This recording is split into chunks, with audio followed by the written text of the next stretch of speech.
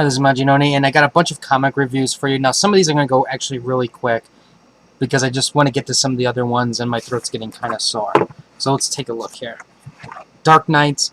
This is actually a fantastic story. It's about basically a person who needs a heart transplant. There's a horrible blizzard. Everything's pretty much shut down, and Daredevil is basically trying to get the heart and deliver it back to the hospital because it was in a helicopter accident. Fantastic issue so far.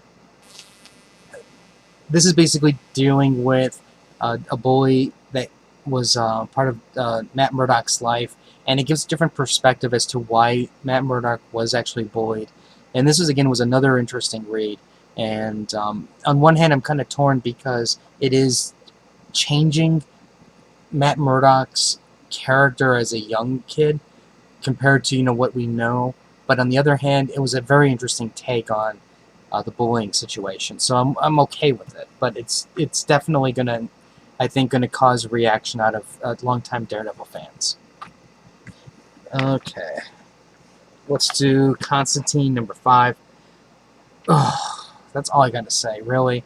It's basically, what do you expect? You expect Constantine to portray Shazam, and everything's gonna get reset by the time it's done. And that's basically what this thing is about. Technically, they didn't have to even make this a tie-in, but obviously what they did was they needed to raise the Constantine sales numbers a bit, and they did that. Horrible, horrible, horrible. It wasn't actually even a good issue, even if it wasn't a tie-in. Okay, actually, let's do this one really quick. Superior Spider-Man #1 team-up. Basically, Spider-Man's been going crazy, and the Avengers go, okay, enough's enough, because he's seen attacking other superheroes, and they're going to haul him in. And overall, I mean, it was an interesting read, and it's basically what's happening is Spider-Man's playing the Avengers to basically make it look like he's normal, so to speak. And at the same time, this is setting up the stage for a very interesting team-up book. And I'm really looking forward to actually seeing what's going to come from this, because this is not going to be normal. I'll leave it at that. Superior Spider-Man #14. Fantastic read. Fantastic. And actually, before I do that, I'm going to give you a code, since I forgot to give you the code in the video. And I figure I'll do it now, so this way it rewards people who didn't just skip to the end.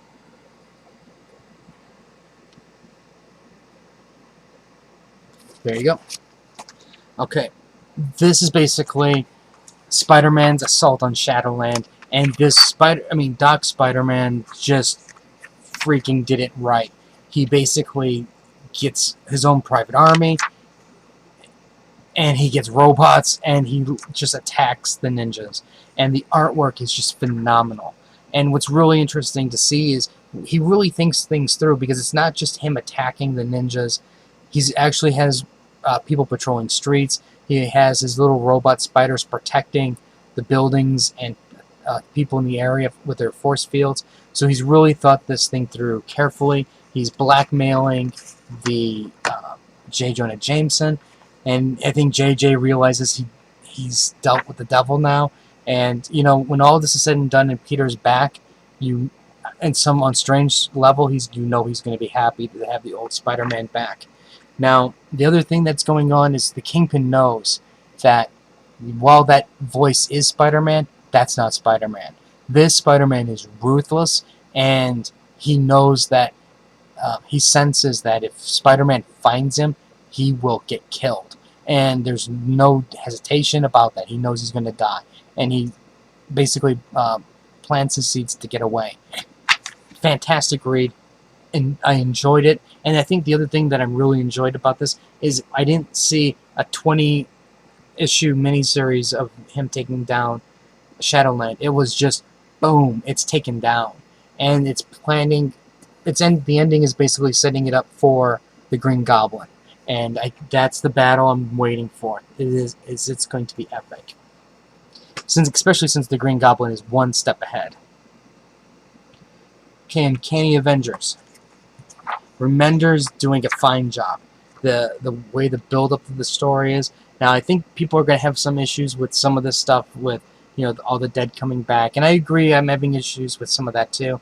Um, I'm having issues also with how Wanda gets the free pass. She decimates the mutants, and it's like, oh, Wanda, it's okay, don't worry about it. And I'll be like, no, she should die for that. I don't care. I mean, look at a villain. There's how many times if a villain screws up. So she basically, and my feelings. She's getting the pass, and she's getting the pass for convenience sake. Now they're all basically searching for the Apocalypse Twins, and each one's going about their separate ways of doing it.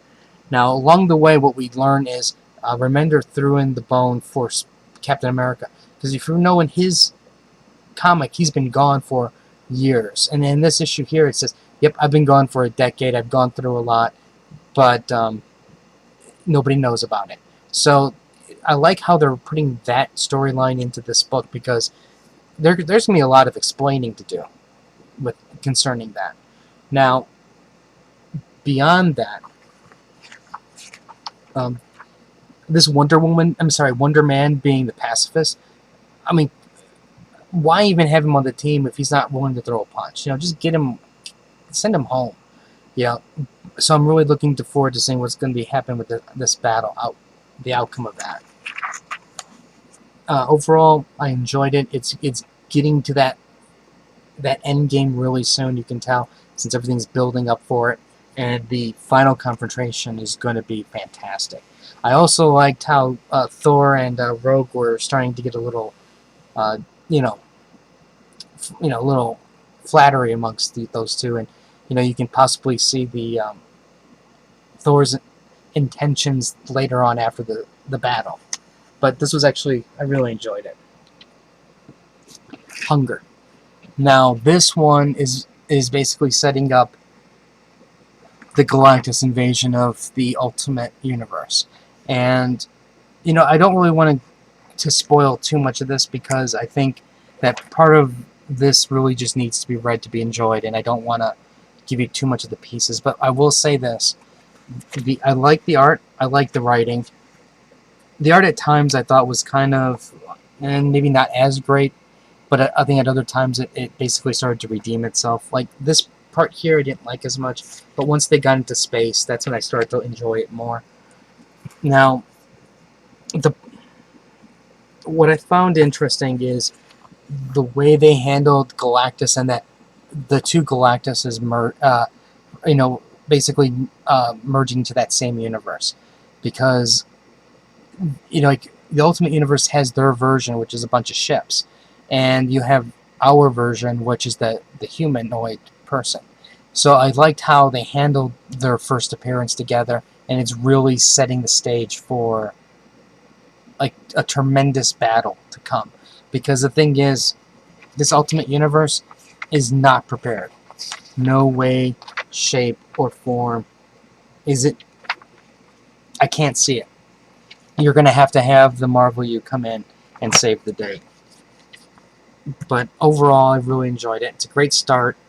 And if you are a Galactus fan, if you're the Cosmic fan, I would jump aboard just to see what's going to happen. Because this is a rare opportunity where you're going to see probably Galactus just wreak havoc. Now, if you have any comments or questions, let me know. Let me get you some codes. Like the Facebook link that's right there. I do the anime reviews for Crunchyroll, and I can tell you this much: if you want to question your manhood, you can watch the anime free. Um, the something fan swim club. I guarantee you will question your manhood. I've never seen anything like that in my life, and it's not even porn.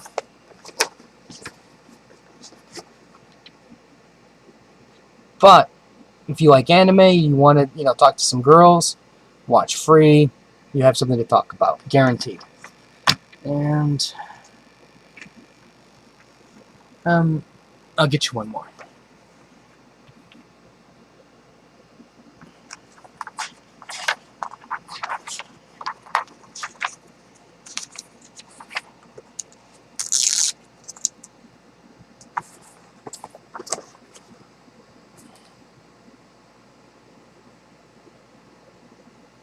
Alright, and I guess that's it for today. So I'll try to put out more reviews later, but I've been busy.